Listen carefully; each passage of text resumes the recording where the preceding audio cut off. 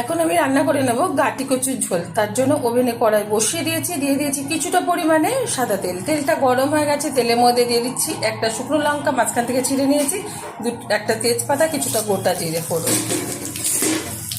ভালোভাবে ভেজে নেব। ভালোভাবে ভাজা হয়ে গেছে, দিয়ে দিচ্ছি হাফ চামচ হলুদ গুঁড়ো, দিয়ে দিচ্ছি টুকরো করে রাখা গাটি কচু, ভালো করে দিয়ে পরিষ্কার করে নিয়েছি। একটু নেড়ে ছেড়ে নিচ্ছি। এর মধ্যে কিন্তু আলু ব্যবহার করি, আপনারা আলু ব্যবহার করতে পারেন, আমি শুধু রান্না করে নিচ্ছি।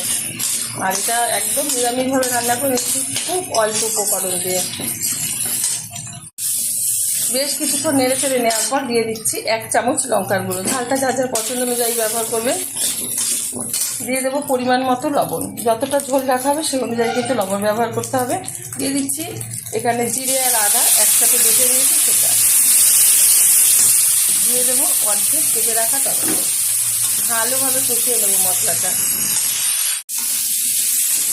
ভালোভাবে মশলাটা কষিয়ে নিয়েছি গাটি কচুর সাথে। এখন দিয়ে দেবো এর মধ্যে গরম মশলার গুঁড়ো, ভালো ফ্লেভার আসার জন্য ব্যবহার করলাম। দিয়ে দিচ্ছি পরিমাণ মতো জল, বেশি ঝোল রাখবো না, সেই কারণে জলটা পরিমাণ মতো ব্যবহার করলাম। ঢেকে রান্না করে নেবো 15 মিনিট। ঢাকনাটা তুলে দিচ্ছি।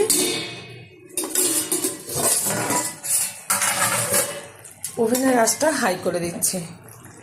খুব সুন্দরভাবে কিন্তু গাটি কচুগুলো সিদ্ধ হয়ে গেছে।